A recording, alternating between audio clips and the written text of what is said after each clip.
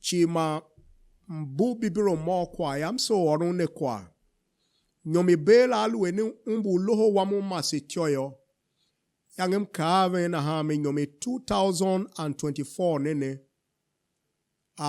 mtavelune lu kinyomne aka atsure kinyomne alwe neve shemaya ma una tepin lohone ya shina recording yo na hide na hana na play loho wamu masityola kwalone wange na mgukana ve na hame mve shimame ma mlu ọrụ nkwa ọrụ no profeti uneva za yoga sharin yamyo yo cho yam ma veluwe verin by kundu se yo ba shegene yo aondu ka tesi kwa shachu wanyo kwa nyomla ondu ya lu tesin kwa shachu wan cho yam kwa shachu ve wago yo shanyomi 2024 ne inyom isulu nyolun kene mukana veme 2025 ka nyomi dido nyom nene yeva shagba hiyo kpishi bamso kana veme nyom nene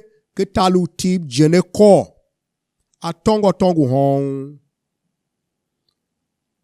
kwa omlu walu nene ka kwa olu nu profeti uboshi nu dumga bamso buncho yama tiveshe alolungu wengu profeti gakwa unenge kwa welu za heme. Hi shin tyoshin zanzan nyo makudi nyo guma yem logo ka yem ukum yem shitile yem kwande.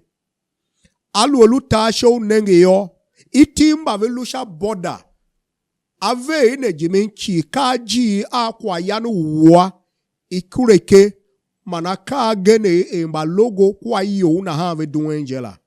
Bamso kana veme fulani vetanum yom asi fatyo weri tiomga ewa nguga wa ban magene yavo chinkafa ivive ka kiti itive yorove vetanum sha yorove vivihe ka veve nande kisankra na ha manimgu kana ve na ha me alwe unguwa wa kwa ya pueyo 2025 weluva nene dikten kwa ya la gaga shachu banave ikwaya ni yelushi banave ikwaya ngita we itiambi milu nongu shatyo kitari iki Nigeria hamma kwa alev manaka agene shama kaka iva shami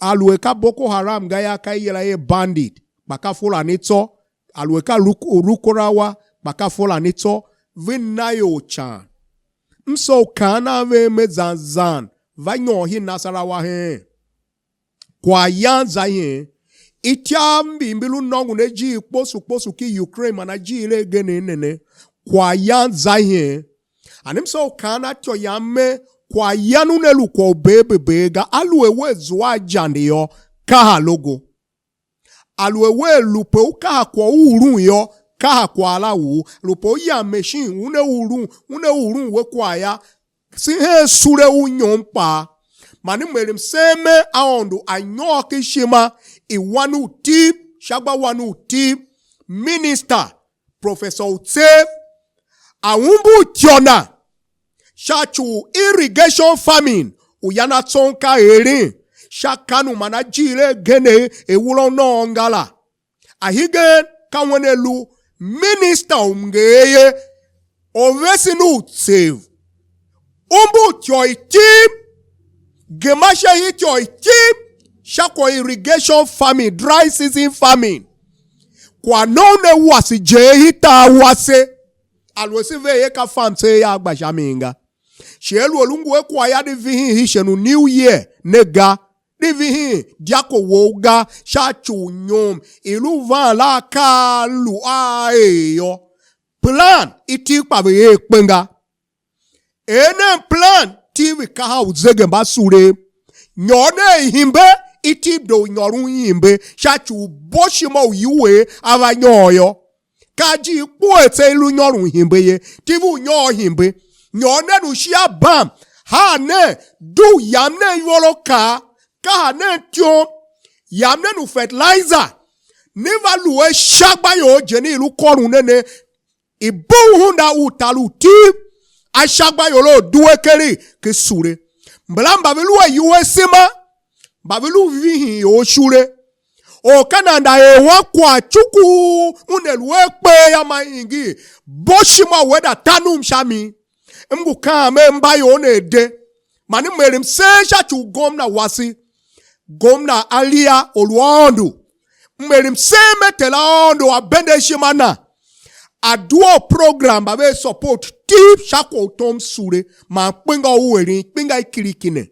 Shachu nyomi 2025 ijene tongu yo. Seyo chi manivanyo ki July. Ma August na ha shagba duwe hiti.